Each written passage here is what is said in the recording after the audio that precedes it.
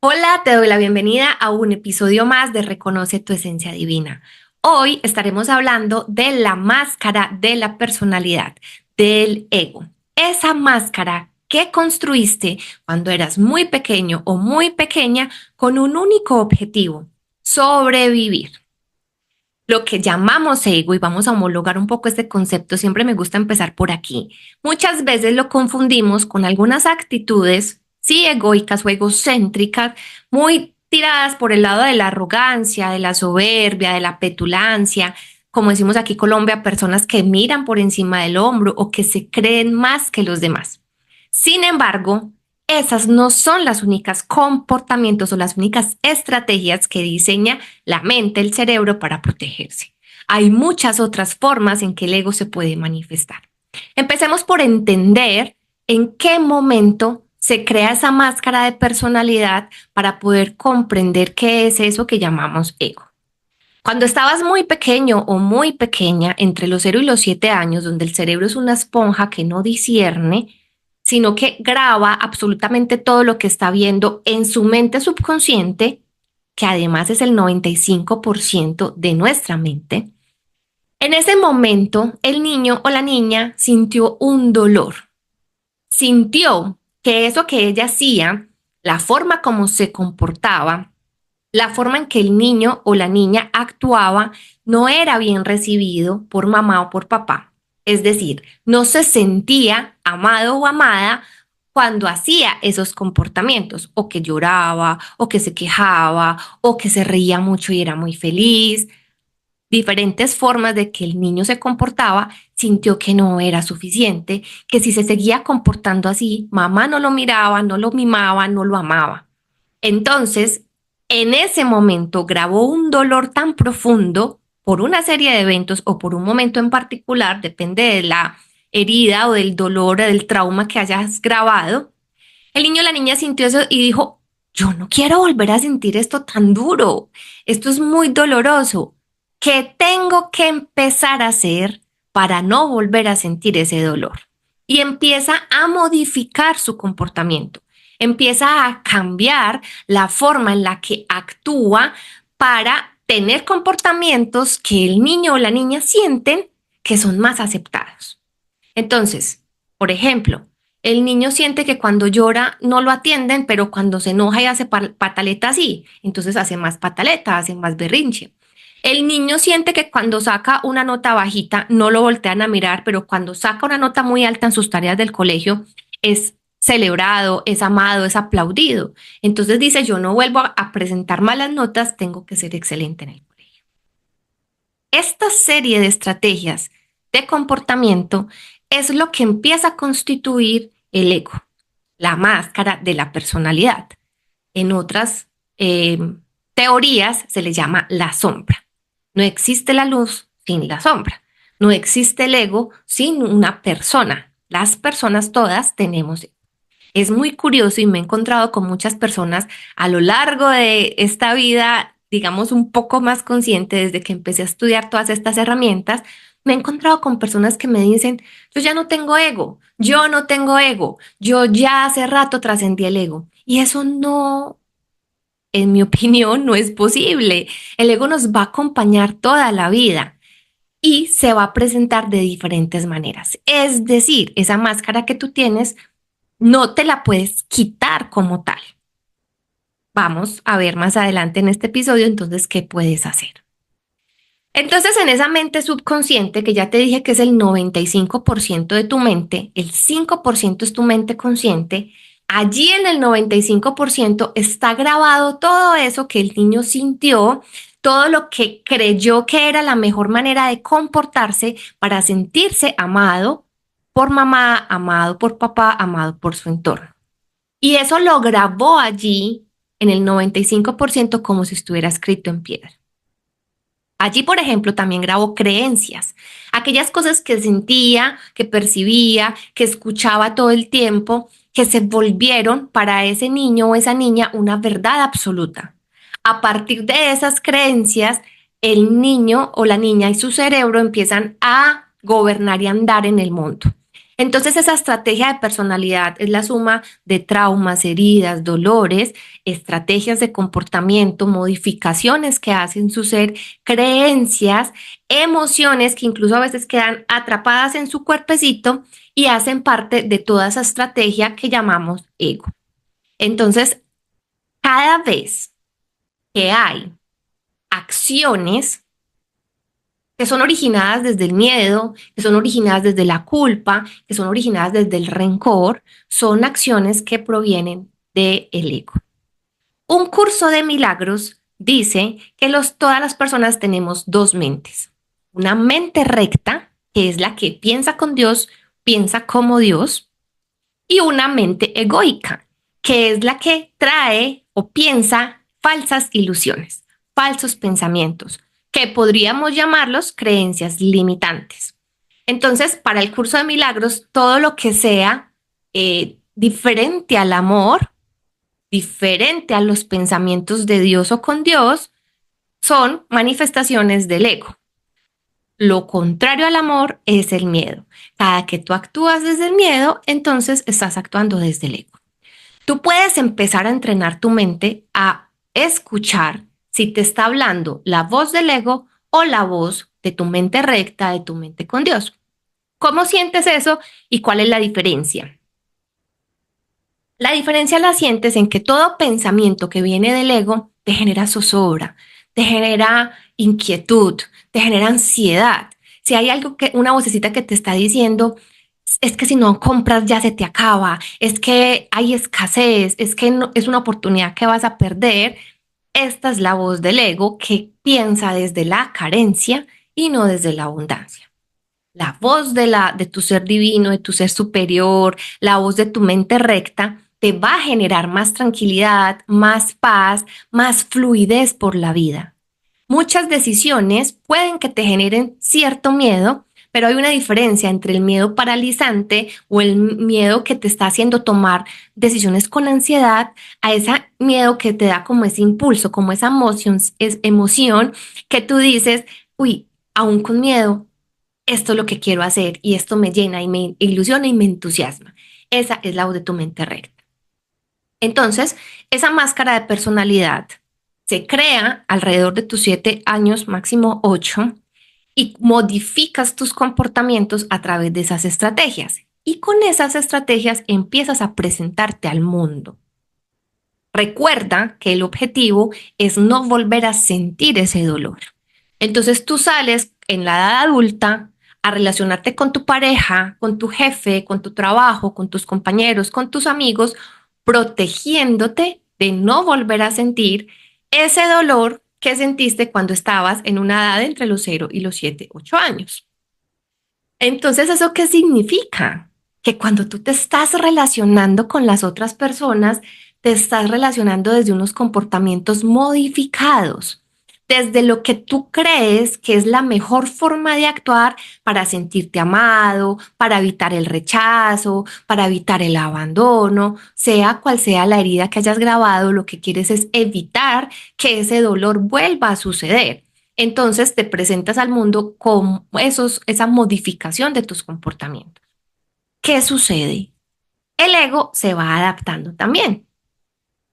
Esa sensación de identidad o esa construcción más bien de identidad que vas haciendo a lo largo de los años se va modificando por las opiniones de los demás, por ese no querer volver a sentir ese dolor, vas modificando tu ego y tus comportamientos. Pero llega un momento en la vida del adulto que el ego deja de modificarse. Y me gusta hacer la analogía con el caballero de la armadura oxidada. ¿Qué sucede? Esa estrategia, esa coraza, esa armadura que te pones se vuelve tan fuerte, tan rígida, se oxida que empieza a cohibirte, a evitarte el movimiento y empieza a pasarte, digamos, factura, empieza a afectar, a dañar tus relaciones con otras personas o la relación contigo mismo. Empiezas a modificarte tanto que dejas de poner límites, que dices que sí a todo lo que tu pareja diga, por ejemplo, por miedo a que te abandone, porque cuando niño grabaste herida de abandono, o por miedo a que te rechace, o porque necesitas sentirte parte de esa relación, y si hay alguna señal, algún síntoma de que no te está aceptando y que no estás perteneciendo, entonces vuelves a revivir el dolor. Cuando tú empiezas a ser consciente del precio que estás pagando por tener esa estrategia de personalidad, es cuando dices, necesito salir de esto. Estoy repitiendo patrones, estoy siempre chocando con la misma piedra, son los mismos ciclos, no logro una buena relación, siempre atraigo el mismo tipo de jefes o no logro tener amistades duraderas. Todo lo que tú empiezas a sentir que no está fluyendo en tu vida empieza a ser doloroso y dices, algo tiene que cambiar. Y el cambio viene hacia adentro, hacia bajar tu ego, tus comportamientos egoicos, porque ya no te puedes modificar más y esas modificaciones definitivamente no te están dando resultado, o es doloroso contigo o es doloroso con los demás porque tienes comunicación agresiva o porque al contrario no comunicas nada. Hay muchas formas de en que el ego se manifiesta y ya vamos a hablar de ellas. En esos momentos en los que tú sientes que las cosas no están fluyendo como tú quieres, es quizás cuando buscas un acompañamiento terapéutico o empiezas a ver videos, empiezas a escuchar herramientas como este podcast o buscar terapias, psicólogos, coaches, mentores que te ayuden a desestructurar eso que tienes en el inconsciente que has formado como tu ego, como tu máscara de personalidad con la que te has presentado a lo largo de los años hacia los demás, hacia el mundo. Eso entonces es el ego y es esa la forma en la que se crea. En el próximo capítulo, para que no te lo pierdas, vamos a hablar de esas heridas que dieron origen a esa construcción de la máscara de personalidad. Y vamos como completando el rompecabezas para que te vayas llevando esa información más completa. Entonces, el ego es esa serie de comportamientos y modificaciones. A lo largo de lo social, del condicionamiento social de la vida, hemos dado nombre al ego con comportamientos, como decía ahorita, de narcisistas, de vanidosos, de creerse en más, de arrogantes, pero esos son solo unos comportamientos. Hay muchas otras formas en las que el ego tuyo se puede estar viendo reflejado o puede salir. De hecho, la herramienta que a mí más me gusta para entender la máscara de la personalidad es el eneagrama, ya lo he nombrado antes. Y si me sigues o has estado conmigo en otros espacios, sabes que es la herramienta por excelencia con la que empiezo todos mis programas. El eneagrama nos habla de 9 formas en las que el ego o esa estrategia se construye y se presenta. N de 9, grama de figura de forma eneagrama. Entonces, voy a contarte un poco del eneagrama y te voy a hablar de esos 9 tipos de personalidad. Aquí estoy mirando mis apuntes para que no se me pierda nada. El origen del eneagrama es desconocido. Lo que dicen las teorías de los grandes estudiosos del eneagrama, que cada vez hay más y me encanta porque de verdad es una herramienta que a mí me gusta mucho, me parece una nota, y los resultados que logramos en las personas también son muy buenos. Las personas con las que yo hago acompañamientos me dicen, wow, de verdad, confrontador, revelador, me estás desnudando cuando llegamos a entender ese eneagrama o ese eneatipo de personalidad desde el cual te estás moviendo. Entonces el origen es desconocido. Los sufís, el sufismo, reconoció o encontró esta herramienta y la vio con tanta sabiduría incluso para entender el universo, para entender la forma en cómo todo en el universo funciona. Y le vio tanto poder y tanta información valiosa que prefirió no compartirla porque creyó o le pareció que el mundo no estaba preparado para recibir una herramienta tan poderosa. Después del tiempo, uno de sus discípulos quiso sacarla del sufismo, traerla al mundo, y con la autorización de los sufis, lo vino y la pudo traer. Es el psicólogo o psiquiatra, no recuerdo muy bien su profesión, Claudio Naranjo en Chile, quien toma esta herramienta y le empieza a dar forma o a entender desde la psicología, desde el psicoanálisis, cómo presenta en su forma, en sus 9 eneatipos, presenta la personalidad. Entonces empieza a estudiar, puede que hayan otros estudiosos del eneagrama desde la psicología, pero desde lo que yo conozco, el señor Claudio Naranjo y Gurdjieff, que fue quien la trajo de los sufis, fueron las personas que empezaron a entender el eneagrama como una herramienta para entender la personalidad.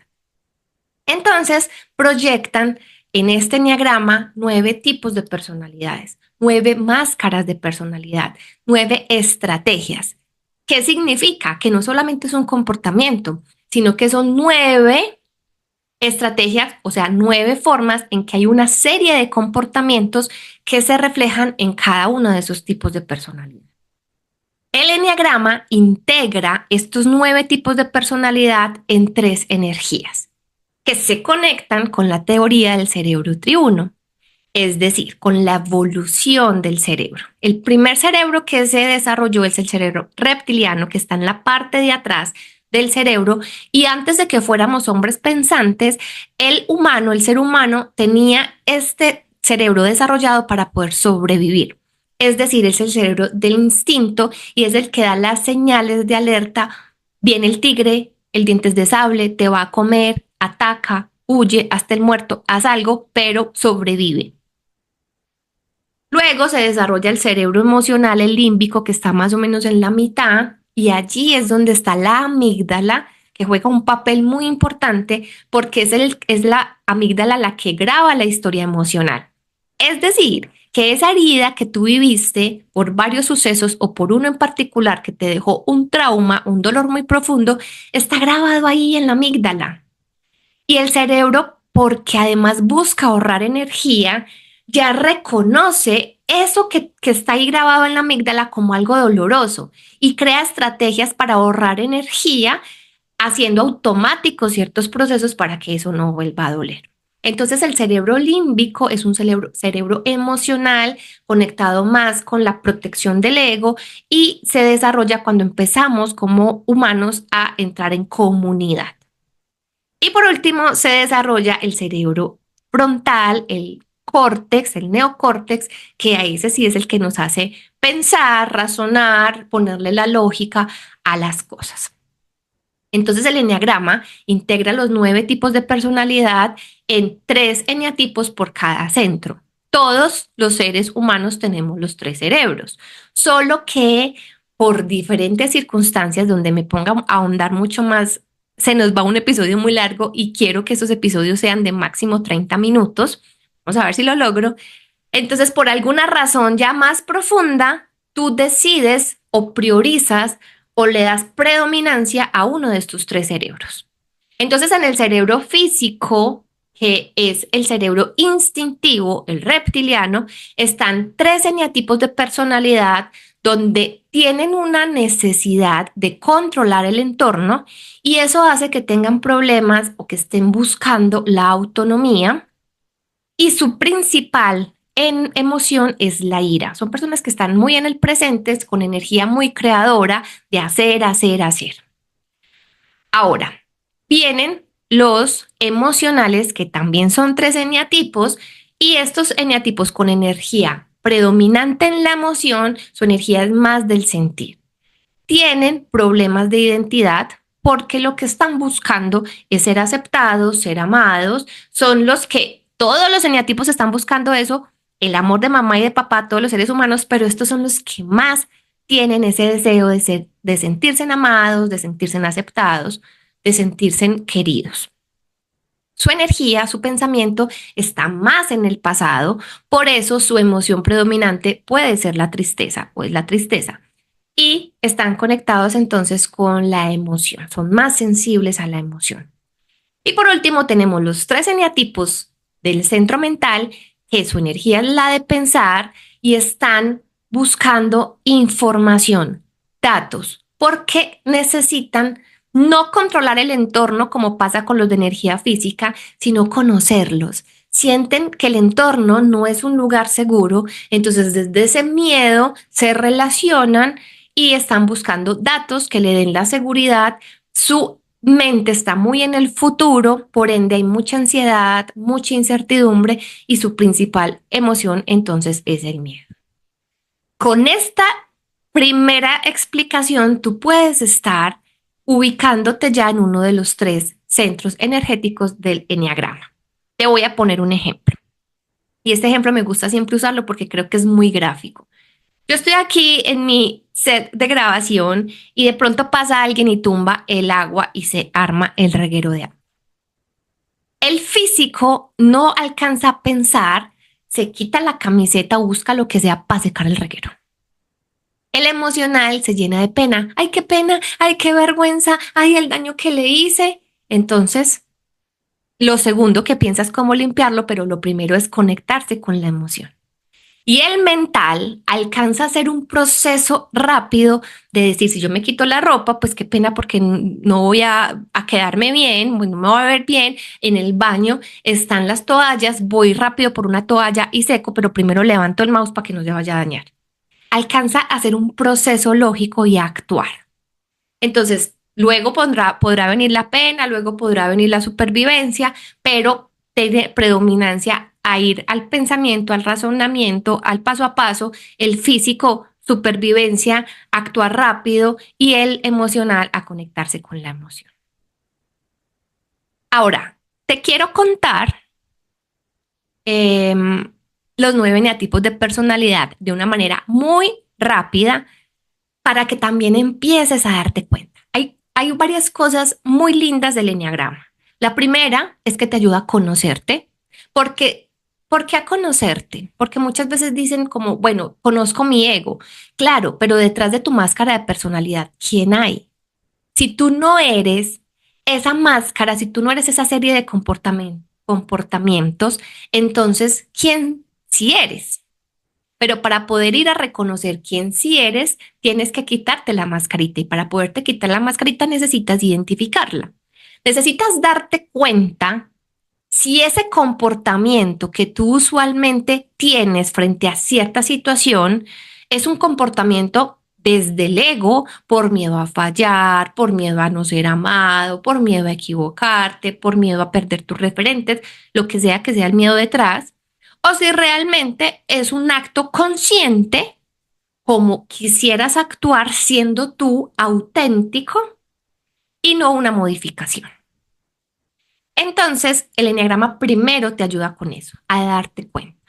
Segundo, a entender que esos comportamientos egoicos del otro, que esa máscara que el otro tiene, que esa forma de reaccionar, te está diciendo que hay un niño herido que está haciendo pataleta. Cuando tu pareja te reclama, es un niño herido, es una niña herida haciéndote una pataleta. Y tú empiezas a mirar con mayor compasión a ti mismo, pero también a ese otro con el que trabajas, con el que convives, con el que tienes una relación. Entonces es muy bello. Sin embargo, yo siempre digo y les pido a mis clientes, a mis consultantes, busquemos la manera de no empezar a encontrar, ay, es que fulanito se comporta así, es que fulanito es este, fulanito es el otro, sino más bien de dedicarme esta herramienta para mi propio beneficio, para primero mirarme a mí, camarita, modo selfie. Y otra cosa importante que siempre hago también la claridad es que el eneagrama se me presenta a mí o yo lo veo como una excusa para conocerme. Hay teorías, estudiosos que siempre llevan a que tenemos que encontrarnos en un eneatipo raíz. Y esto es una pregunta que me hacen mucho. ¿Yo puedo cambiar de eneatipo? La respuesta es no. Hay un eneatipo raíz, que es la estrategia de personalidad que se empezó a construir en mi infancia y me acompaña durante toda mi paso por esta existencia, por esta encarnación.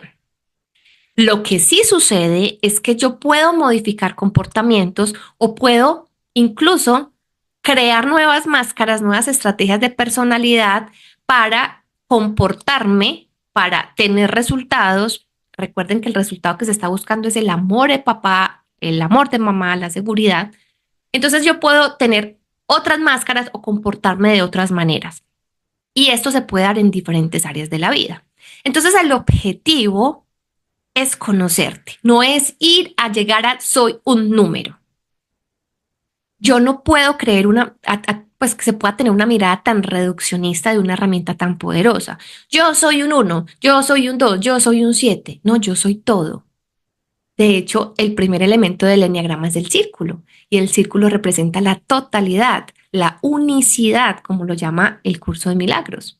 Y es que todos somos uno, somos parte de la misma filiación, de la misma creación. Entonces yo soy el universo completo. No me puedo reducir a un número. Que tengo una energía predominante como raíz, sí. Y que puedo tener energías que eclipsan diferentes momentos de mi vida también. Cuando yo empecé a conocer el eneagrama, yo creía que estaba muy en una energía y sí, estaba en una energía en ese momento que empezaba a hacer coaching, que estaba tan ocupada del otro, de servir, de apoyar, de acompañar, tenía una energía muy alta en el ayudador. Sin embargo, ese no era mi eneatipo raíz. Y cada que yo presento el eneagrama, se lo muestro a mis clientes, lo veo en un video, afianzo más mi eneatipo raíz. Pero el objetivo no es llegar al eneatipo raíz, el objetivo es conocerte, hoy cómo te estás comportando. Por eso a mí los test no me gustan, porque pueden ser circunstanciales. Pueden mostrarte una forma en la que hoy estás gestionando tu energía en los 9 eneatipos. La mejor manera, en mi opinión, de encontrar el eneatipo, sea raíz o sea predominante o sea las energías que tenga activas, es la autoobservación. Es hacerme las preguntas correctas.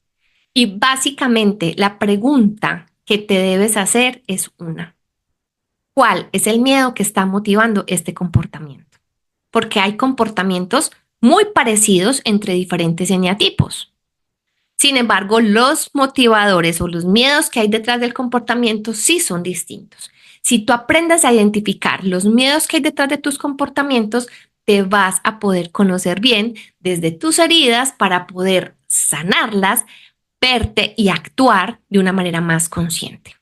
Pero como mi promesa es no hacer estos episodios muy largos, voy a parar aquí y en la parte 2, en el próximo episodio, te compartiré toda la información sobre el eneagrama. Bueno, cuando digo toda, es que te voy a empezar a contar cada eneatipo de personalidad, cuáles son sus miedos, sus motivadores, algunos de sus comportamientos muy típicos o tendencias de comportamiento y algunos de sus retos de desarrollo. Será una información muy valiosa para que te empieces a observar, para que empieces a darte cuenta cómo es que está diseñada tu máscara de personalidad. Entonces te veo en el próximo episodio en la parte 2 de tu máscara de personalidad.